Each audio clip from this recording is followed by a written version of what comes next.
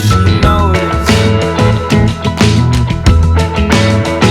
the things I noticed.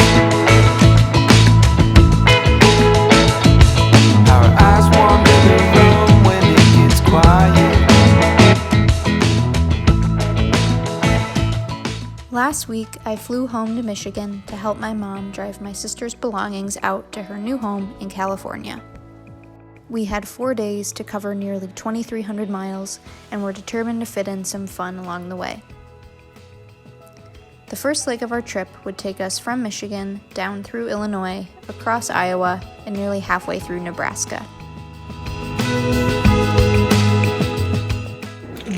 We're making our trek to California.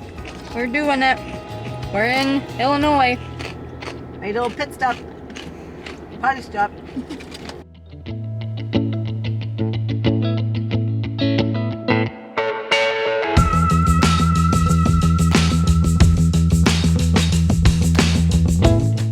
Day one on the road saw our sanity start to decline as the long, straight stretches of highway made it feel as though we were driving for hours and getting nowhere. Highlights of crossing Iowa included passing the world's largest truck stop and seeing rows and rows of wind turbines.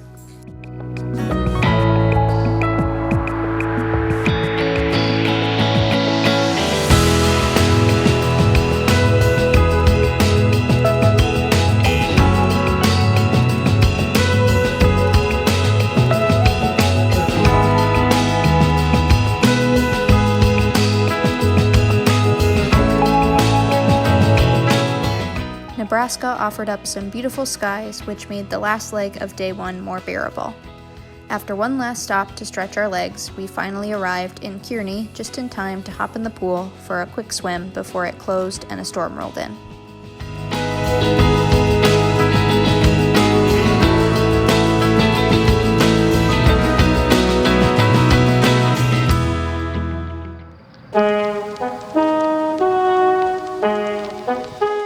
Day two had us heading for Utah.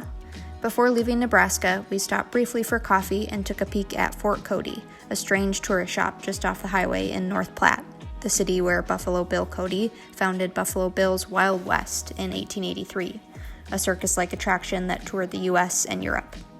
After hugging the buffalo and seeing too many mannequins, we got back on the road.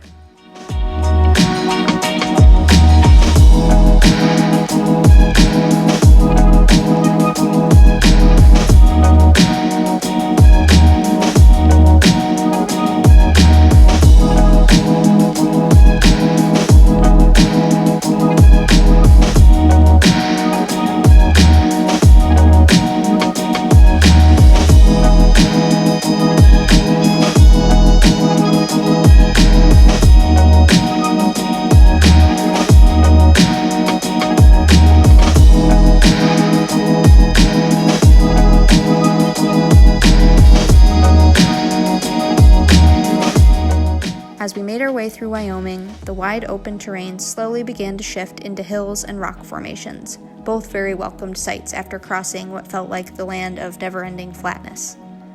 Crossing over into Utah solidified that we would have much more appealing scenery for the remainder of our journey. As luck would have it, some family from Oregon were vacationing just outside of Salt Lake City, so we would stop and see them briefly for the first time in several years before heading to our hotel for the night.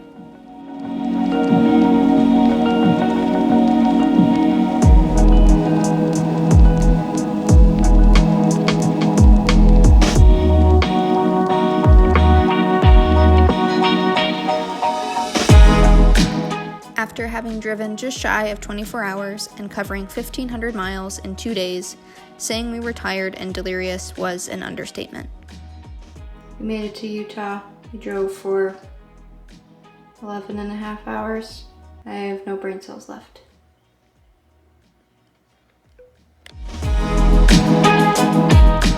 After a great night's sleep, we had a quick breakfast at the hotel before beginning leg 3 of our adventure, heading to Lake Tahoe to stay with some more family for the night.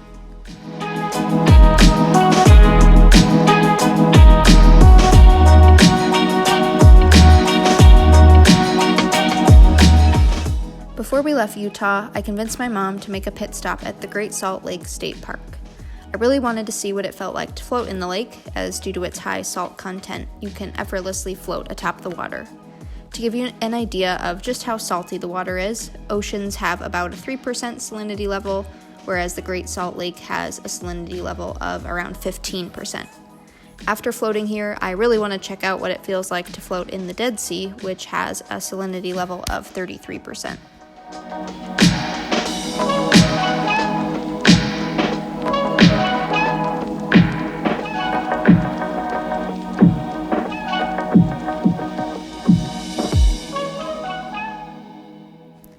The water was brimming with brine shrimp and almost instantly dried out your entire body, but I thought the float was worth it, and they have showers there to rinse off afterwards.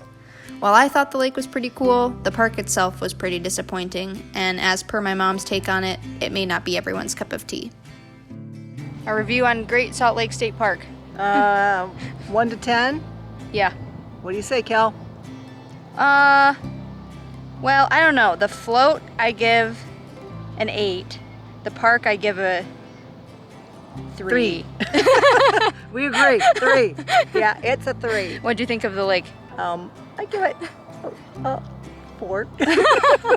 Well, I think, if you're looking for experience, yeah, it checked that box. We had an experience. So let's just leave it at that. Yeah, but soaking in a cesspool of dead shrimp, brine shrimp, I think I could pass. Maybe on not that a return next time. visit. Okay. All right. Okay. Yep. That's what I On feel. to Lake Tahoe. All right, here we go. Even though it may not have been the grand pit stop we were after, it still felt good to move our bodies before another long day on the road. And compared to our previous 12-hour days, this one was only about 8 before stops, which felt like a relief at the time. What we didn't fully realize before the trip, and what became glaringly apparent once we hit Nevada, was that we hadn't accounted for the extra time it would take us to pull our large trailer up roads that began getting steeper and steeper.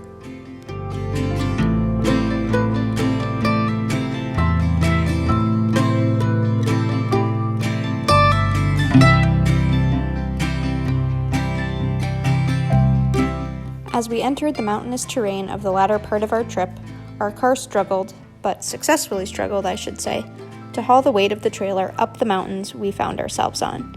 We could only go 25 to 30 miles per hour most of the way up, but at least if we had to go slow, we had some pretty nice views to look at while doing it.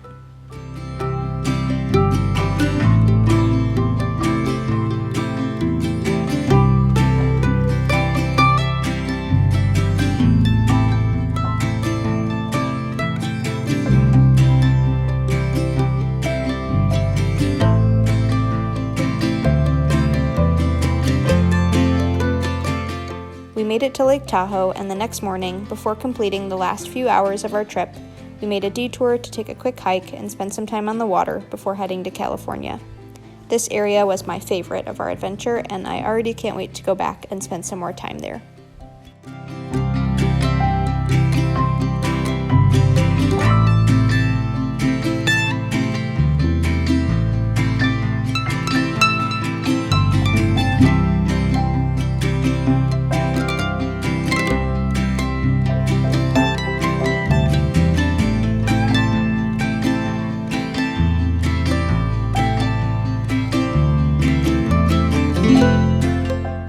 At long last, we made it to California. The traffic picked up as we inched closer to the city, and the sun glared through the windows of the car as we found ourselves in the desert. Before I knew it, my sister was moved in, the road trip was over, and I was back on a plane headed for home.